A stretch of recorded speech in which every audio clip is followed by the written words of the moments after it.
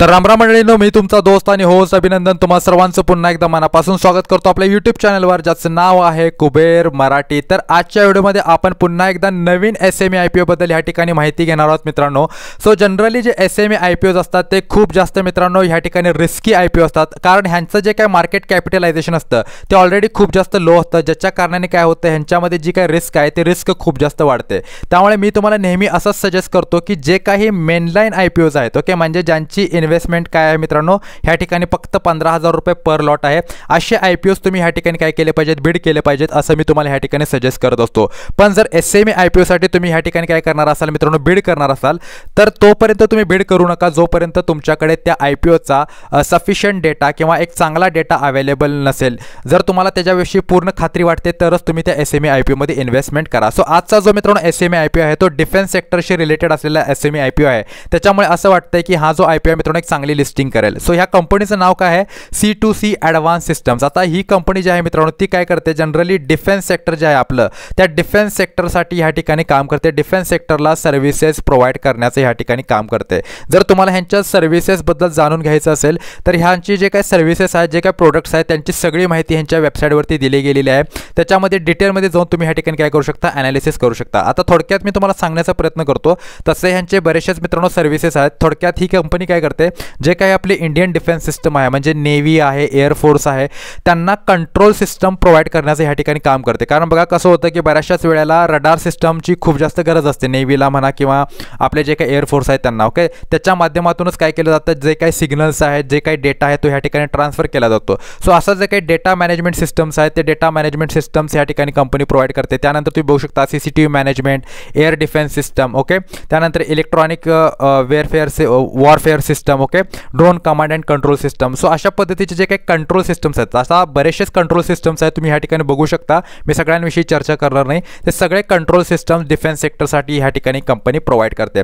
अर्थातच एक monopoly company आहे मित्रांनो सध्या, कारण डिफेन्स सेक्टरला ज्या काही सर्व्हिसेस लागतात त्या सगळ्या सर्व्हिसेस ही कंपनी काय करते मित्रांनो प्रोव्हाइड करते। त्यानंतर ERP सर्व्हिसेस सुद्धा प्रोव्हाइड करते मित्रांनो, ज्याच्या माध्यमातून काय केलं जातं, ERPच्या माध्यमातून जे काय मित्रांनो त्यांचे सिस्टम डिफेन्स सिस्टमचे जे काही मित्रांनो फायनान्सेस असतील किंवा जे काही त्यांच्या बिझनेस ॲक्टिव्हिटीज असतील त्या बिझनेस ॲक्टिव्हिटी काय केले जातात, हँडल केले जातात। म्हणजे त्यांचे फायनान्सेस असतील किंवा त्यांचे अदर जे काही मित्रांनो डेटा मॅनेजमेंट सिस्टम्स असतील ते ERPच्या माध्यमातून काय केले जातात, ह्या ठिकाणी कंट्रोल केले जातात। सो त्या ERP सर्व्हिसेस सुद्धा ही कंपनी प्रोव्हाइड करते। आता फॉर एक्झाम्पल बघा, एक सॉफ्टवेअर आहे ERP टॅली म्हणून, ओके, ते काय करतं, तुमचं अकाउंटिंग हँडल करण्याचं काम करतं, ओके।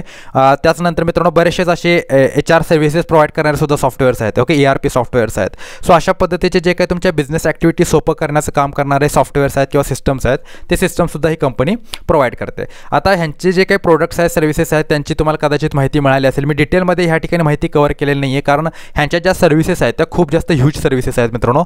सध्याच्या घडीला तुम्ही इतकंच समजून चाला की कंपनी डिफेन्स सेक्टरसाठी लागणाऱ्या ज्या काही सर्व्हिसेस आहेत त्या प्रोव्हाइड करते। इतका डेटा तुमच्यासाठी सफिशियंट आहे, कारण तुम्ही IPOसाठी ह्या ठिकाणी काय करणार आहात, बीड करणार आहात। आता मित्रांनो बघा, ह्या ठिकाणी IPO ओपन कधी होणार आहे, IPO ओपन होणार आहे 22 तारखेला, 26 तारखेला ह्या ठिकाणी क्लोजिंग होईल। म्हणजे ह्या दिवसांमध्ये तुम्ही काय करू शकता, IPOसाठी ह्या ठिकाणी बिडिंग करू शकणार आहात। आता आपण बघूया की मित्रांनो लिस्टिंग कधी होईल। लिस्टिंग होईल मित्रांनो 29 नोव्हेंबर रोजी। 29 नोव्हेंबर रोजी फायनली हा IPO स्टॉक मार्केटमध्ये काय होईल, ह्या ठिकाणी लिस्ट होणार आहे आणि तिथे ट्रेड व्हायला सुरुवात होईल। रिटेलर सुद्धा त्यामध्ये मग काय करू शकतील, इन्व्हेस्टमेंट करू शकतील। 226 रुपये मित्रांनो प्राइस बँड असणार आहे। खरं तर 214 ते 226 रुपये ही रेंज आहे, पण आपण ह्या ठिकाणी नेहमी हायेस्ट प्राइस बँडच ह्या ठिकाणी पकडून चालतो। आणि जो काय मित्रांनो लॉट साईज असणार आहे ती लॉट साईज कितीची असणार आहे, 600 शेअर्सची ह्या ठिकाणी लॉट साईज असणार आहे। म्हणजे जर तुम्ही इन्व्हेस्टमेंट बघितले तर किती असेल, 1,35,600 रुपये ह्या ठिकाणी काय असणार आहे, इन्व्हेस्टमेंट असणार आहे एका लॉट करिता। म्हणजे इतके पैसे तर तुम्हाला ह्या ठिकाणी काय करावे लागतील, इन्व्हेस्टमेंट करावीच लागेल इतक्या पैशांची।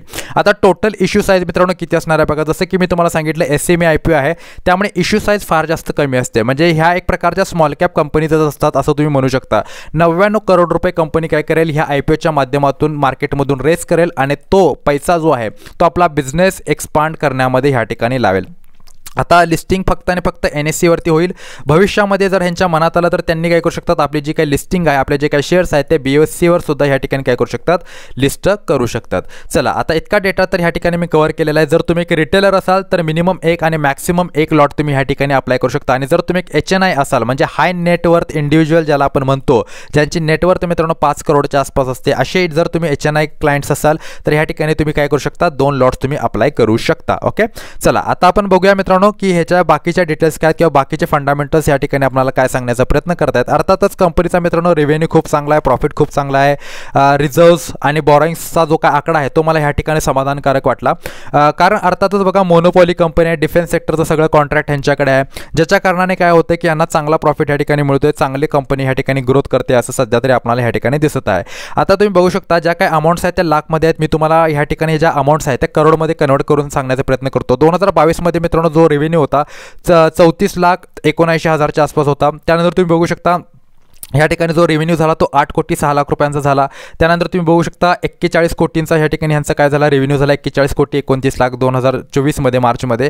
ओके, आणि आत्ता सध्याचा जर तुम्ही विचार केला तर 43,24,00,000 पर्यंत ह्यांचा रेव्हेन्यू ऑलरेडी ह्या ठिकाणी पोहोचलेला आहे। प्रॉफिटचा जर मित्रांनो तुम्ही विचार केला, एक मेजर ह्या ठिकाणी ह्यांनी लॉस केलेला होता 2022 मध्ये, म्हणजे मला असं वाटते 2,38,00,000 रुपयांचा लॉस होता।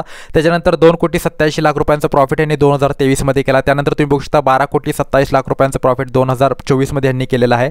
आणि सध्या सप्टेंबर क्वार्टरमध्ये जो काही प्रॉफिट मित्रांनो दाखवलेला तो 972 लाख म्हणजे साधारणतः 9,72,00,000 रुपयांचा प्रॉफिट यांनी दाखवलेला आहे। म्हणजे कंपनी प्रॉफिटेबल कंपनी आहे। जो काही छोटासा लॉस यांनी केलेला होता तो सगळ्याच्या सगळा लॉस यांनी रिकवर केलेला आहे आणि चांगल्या प्रॉफिटमध्ये कंपनी सध्या काम करते। रिझर्व्सचा मित्रांनो विचार केला तर मार्च 2024 पर्यंत 68,64,00,000 रुपयांचे रिझर्व्स कंपनीकडे ऑलरेडी ह्या ठिकाणी जमा झालेले आहेत। आणि त्याच्या अगेन्स्ट तुम्ही कर्ज बघितलीत तर ह्या ठिकाणी 1329 लाख म्हणजे साधारणतः 13,29,00,000 रुपयांचं कर्ज कंपनीवरती ह्या ठिकाणी सध्या आहे। म्हणजे रिझर्व्स कंपनीने खूप चांगला आणि हेल्दी मेंटेन केलेला आहे। म्हणजे जी काही बॅलन्स शीट आहे ती अत्यंत जास्त मित्रांनो ह्या ठिकाणी काय स्ट्रॉंग बॅलन्स शीट आहे। त्यामुळे आपण काय करू शकतो, ह्या ठिकाणी ह्या IPOच्या फंडामेंटल विषयी तर आपल्याला काहीच शंका ह्या ठिकाणी सध्या उरलेली नाहीये। आणि डेट टू इक्विटी रेशो मित्रांनो बघा मात्र 0.15 आहे, म्हणजे 0.15 ह्या ठिकाणी डेट टू इक्विटी रेशो आहे। जरी हा डेट टू इक्विटी रेशो मित्रांनो 1च्या खाली असेल तरी आपण ह्या ठिकाणी तो रिजनेबल मानतो, पण ह्या ठिकाणी डेट टू इक्विटी रेशो मात्र 0.15 ह्या ठिकाणी आहे। म्हणजे अर्थातच खूप चांगला डेट टू इक्विटी रेशो आहे। प्रॉफिट आफ्टर टॅक्स मार्जिन बघा मित्रांनो 22.51% प्रॉफिट आफ्टर टॅक्स मार्जिन आहे, जो की खूप चांगला प्रॉफिट मार्जिन आहे। जनरली कंपनी मित्रांनो जरी 15 ते 16% जरी प्रॉफिट मार्जिन कमवत असेल तरी हा खूप चांगला प्रॉफिट मार्जिन मानला जातो, पण कंपनी ऑलरेडी 22.51% प्रॉफिट मार्जिन कमवत आहे। म्हणजे कंपनीचं मित्रांनो जे काही फंडामेंटल आहे ते खूपच जास्त ह्या ठिकाणी काय हेल्दी आहे। आणि ह्या IPOची सगळ्यात जास्त चर्चा होण्याचं मुख्य कारण म्हणजे मित्रांनो काय ह्याचं ग्रे मार्केट प्राइस। बघा खरं तर 2 गोष्टी आहेत ह्यामध्ये। ओके, पहिली गोष्ट काय मित्रांनो बघा, पहिली गोष्ट आहे कंपनी एक मोनोपॉली कंपनी सांगितली जाते। दुसरी गोष्ट मित्रांनो ही आहे की कंपनीचं फंडामेंटल खूप जास्त स्ट्रॉंग आहे। आणि तिसरी गोष्ट ही आहे की grey market price. Grey market price जर मित्रांनो बघितलं तर तुम्ही आता ह्या ठिकाणी आश्चर्यचकित कराल, 99.56% ह्या ठिकाणी लिस्टिंग गेन्स आपल्याला मिळू शकतात असं ह्या ठिकाणी ग्रे मार्केट प्राइसच्या अनुसार ह्या ठिकाणी सांगितलं जात आहे। म्हणजे पहिल्या दिवशी 100% रिटर्न हा IPO आपल्याला देऊ शकतो। जर अर्थातच NSE ने म्हणा BSE ने म्हणा आणि त्याचबरोबर जे काही मित्रांनो SEBI आहे त्यांनी जर रूल्स रेग्युलेशन्स ह्या ठिकाणी आणले नसते, त्यांनी जो रूल आणला त्यानुसार जे SME IPOज आहेत ते ह्या ठिकाणी आता 100%च्या वर पहिल्या दिवशी लिस्टिंग करू शकणार नाहीत। एक्सचेंजला तसे ऑर्डर्स दिले गेलेले आहेत SEBI कडून, नाहीतर हा IPO मित्रांनो कदाचित पहिल्या दिवशी 200 ते 250% सुद्धा रिटर्न किंवा 250% लिस्टिंग सुद्धा ह्याने दिली असती। ओके, सो ह्या IPOला मित्रांनो डेफिनेटली तुम्ही अप्लाय करू शकता। पण अगेन मित्रांनो मी तुम्हाला सांगतोय ग्रे मार्केट प्राइस हा सुद्धा एक अंदाज असतो, पण एकंदरीत मी सध्या मार्केट कंडिशन सुधारण्याचा प्रयत्न करते। त्याचबरोबर मित्रांनो ग्रे मार्केट प्राइस चांगला आहे, फंडामेंटल्स चांगले आहेत आणि मुख्य म्हणजे स्टॉकची मोनोपॉली आहे, ज्याच्या कारणाने मला असं वाटतं की लिस्टिंग चांगली होईल। ह्या IPOसाठी डेफिनेटली तुम्ही ह्या ठिकाणी अप्लाय करू शकता। सो आशा करतो हा व्हिडिओ तुम्हाला आवडला असेल। व्हिडिओ आवडला असेल तर व्हिडिओला लाईक करा, शेअर करा, चॅनलला सबस्क्राईब करा आणि भावाच्या मेहनतीसाठी एक लाईक आणि एक सबस्क्राईब करूनच जा मित्रांनो, अत्यंत फ्री ऑफ कॉस्ट आहे। भेटतो पुढील व्हिडिओमध्ये, तोपर्यंत good bye, take care and have a good time. Thank you very much to all of you.